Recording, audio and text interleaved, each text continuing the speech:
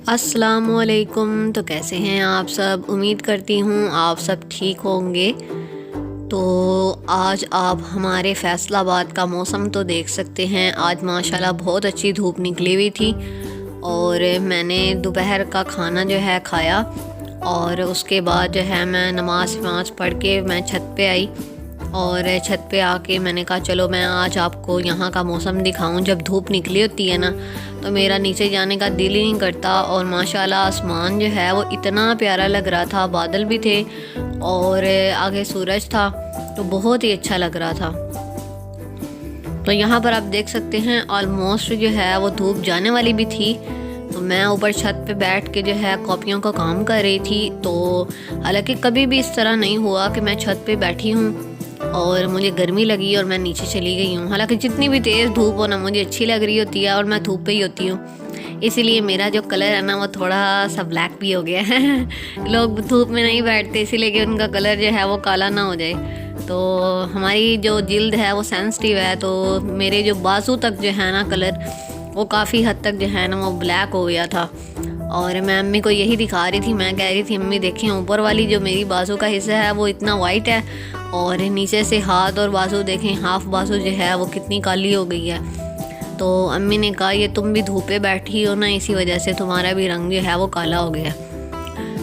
तो बस यहाँ पर जो है मैं ऊपर छत पे जो है तकरीबन धूप जाने वाली थी और कॉपीज़ जो हैं वो मैं ऊपर ही लेकर आ गई। तो मैं यहाँ पर कॉपीज़ का काम कर रही थी और आप मेरी हैंड राइटिंग तो देख ही सकते हैं माशाल्लाह कितनी अच्छी है। तो मेरे सारे टीचर्स ही मेरी राइटिंग की तारीफ़ करते थे, कहते थे कि आपकी राइटिंग बहुत अच्छी है।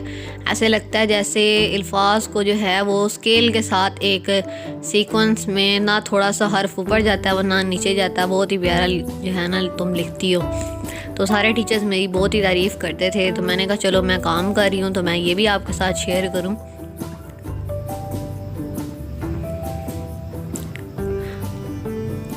आज जो है ना वो ट्राईपोड नीचे रह गया था, तो मैं यहाँ पर काम कर रही थी। एक हाथ में मेरे मोबाइल था और दूसरे हाथ में जो है वो मेरे पेन था, मार्कर था और मैं उससे काम लिख रही थी। और मुझे इतनी मुश्किल हो रही थी, मुझे समझ नहीं आ रही थी कि मतलब मैं ठीक वीडियो बना रही हूँ या नहीं बना रही। और इधर मुझे इतनी उलझन हो रही थी, मेरे लेफ़्ट साइड पे वीडियो में जो है ना वो स्टेपलर आ रहा था। मैंने कहा इसको मैं साइड पे करती हूँ। तो फिर मैंने कहा नहीं अच्छा चलो आ रहा है तो खैर है, कोई बात नहीं। यहाँ पर सामने मैंने एक कॉपी बना ली थी क्योंकि ये मैंने मोबाइल जो है ना उनमें पिक्चर्स ली हुई थी, तो उधर से देख के एक बनाई थी। तो उसके बाद जो है मैंने फिर वीडियो बनाई। अक्सर इस तरह होता है कि मेरे मोबाइल में कोई ना कोई चीज़ मैंने यूज़ करनी होती है तो मेरी वीडियो ही नहीं बन पाती। मैं इसी तरह जो है ना वो फिर पहले कोई चीज़ कोई काम कर लेती हूँ, फिर मोबाइल को यूज़ करना होता है। मैंने अम्मी को कहा अम्मी मुझे एक और मोबाइल ले कर दें और फिर मुझे पड़ गई अम्मी से डांट। अम्मी ने कहा एक इनफ नहीं है जो एक और तुम्हें ले के दूँ। खैर अब मैं गुजारा कर रही हूँ, मैं कहती हूँ चलो अपनी मेहनत कर लूँगी, इंशाल्लाह जब अल्लाह ने चाहा तो एक और भी आ जाएगा। तो यहाँ पर आप देख सकते हैं कि जितना मुझसे हो सकता था मैंने आपके साथ शेयर किया, अपनी हैंड राइटिंग को भी और अपने काम को भी।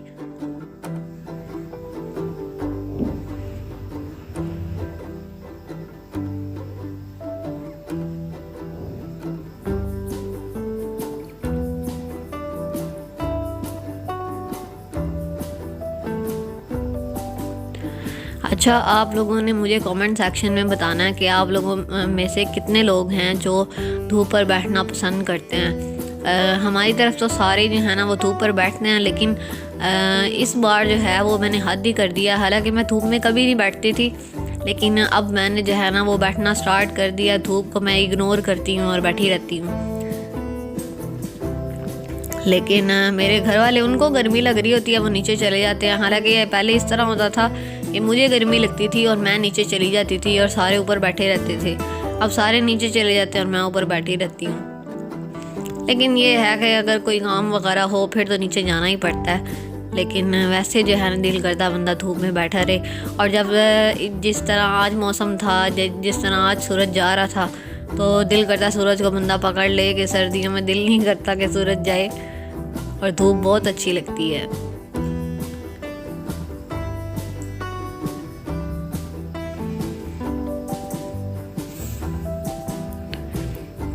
तो यहाँ पर आप देख सकते हैं कि धड़ाधड़ मैं जो है लिखी जा रही थी। मुझे बस ये था कि मेरा काम कंप्लीट हो, क्योंकि ये पेड काम है। तो जब अंकल देते हैं तो एक ड्यूरेशन होता है, एक टाइम होता है जिसमें इसको सबमिट करवाना होता है। तो इसीलिए फिर मुझे होता है कि मैं जल्दी जल्दी काम कर लूँ। लेकिन कुछ लोग होते हैं कि काम को जो है ना वो जान छुड़ाते हैं काम से, कि अगर है तो इससे जान छुड़ाओ, लेकिन मुझसे छुड़ाई नहीं जाती। तो मैंने कोई भी काम करना है वो मैंने अपनी तरफ से जो है ना वो 100% करना होता है, कि मेरी तरफ से कोई जो है ना वो रेगरेट ना रहे कि मैंने ये काम जो है अच्छे तरीके से नहीं किया।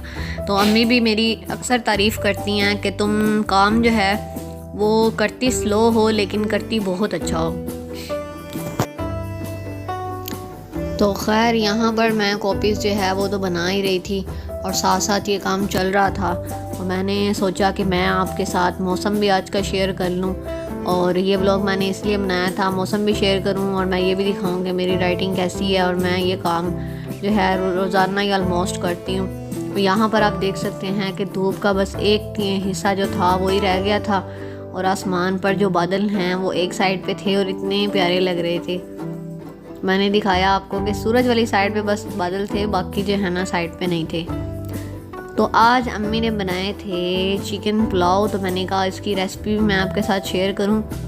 तो अम्मी ने सबसे पहले जो है वो प्याज चॉप्ड किए हुए फ्रीज़ किए हुए थे, तो वो अम्मी ने बर्तन में डाल दिए और साथ ही अम्मी ने घी डाल दिया।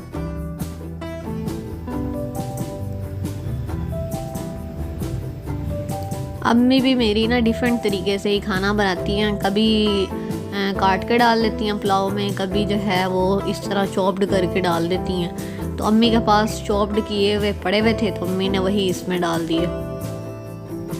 यहाँ पर आप देख सकते हैं क्योंकि चॉप्ड थे तो जल्दी जल्दी ये ब्राउन हो गए थे, और साथ ही अम्मी ने पानी डाल दिया था। कुछ लोग खड़ा मसाला पसंद करते हैं और कुछ लोग जो है ना वो खड़ा मसाला पसंद नहीं करते, तो हम उन्हीं कैटेगरी में आते हैं। और यहाँ पर अम्मी ने फ्रीज़ की हुई थी जो हैं गरम मिर्चें और अदरक, और साथ में अम्मी ने ये चॉप्ड किए हुए क्यूब्स बनाए हुए थे टमाटर के, वो भी अम्मी ने शामिल कर दिए। और साथ में अम्मी ने साफ़ सुथरा जो है फ्रीज़ किया हुआ चिकन वो भी डाल दिया। और यहाँ पर हस्बे जायका अम्मी ने डाल दिया नमक, साथ में अम्मी ने डाल दिया गरम मसाला। ये अम्मी को लगा थोड़ा सा कम और अम्मी ने थोड़ा सा और डाल दिया था। यहाँ पर अम्मी अच्छे तरीके से अब इन सब चीज़ों को मिक्स कर रही थी, क्योंकि ये सब चीज़ें फ्रीज़ थी तो इसीलिए थोड़ा सा टाइम लगना था इन सब को मिक्स होने में।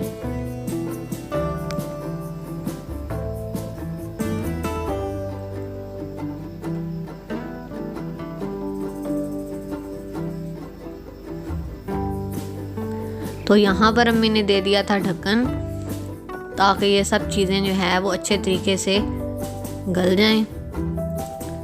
तो बाकी जो मसाला था वो तो अच्छे तरीके से बीच में घुल गया था। यहाँ पर बस चिकन जो था क्योंकि ये फ्रीज़ था तो आहिस्ता आहिस्ता इसकी भी जो बोटियाँ थीं वो अम्मी सेपरेट कर रही थी।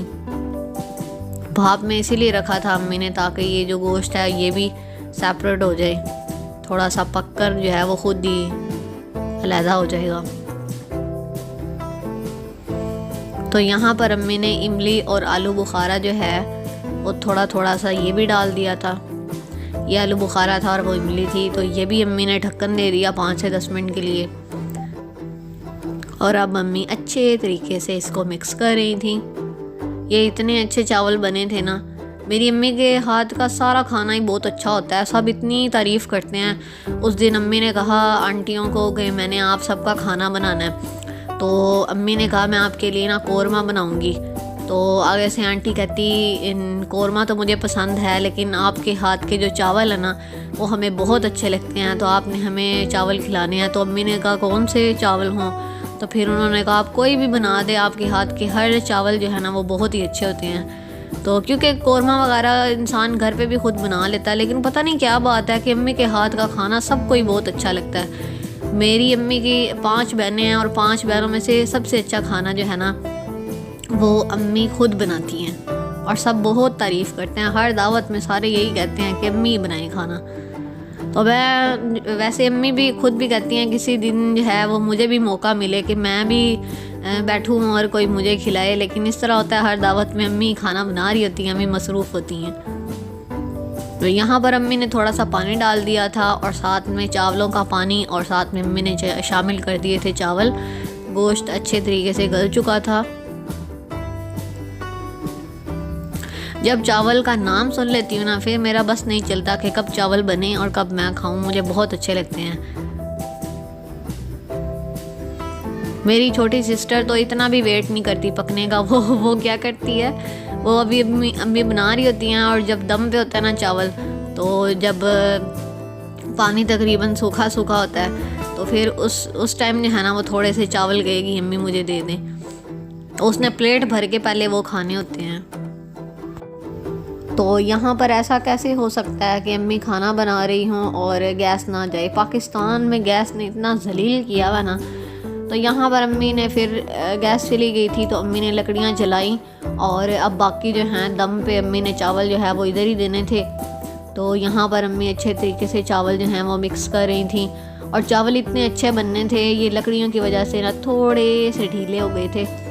तो क्योंकि अम्मी के चावल हमेशा माशाल्लाह खड़े खड़े होते हैं और एक एक चावल होता है, लेकिन थोड़े से ख़राब हो गए थे चावल, लेकिन टेस्ट जो था ना वो बहुत अच्छा था, इसलिए खाए जा रहे थे।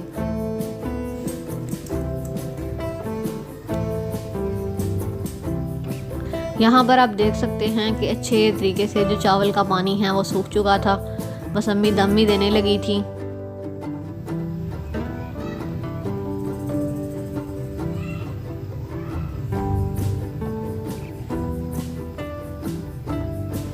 ये दे दिया अम्मी ने दम 5 से 10 मिनट के लिए।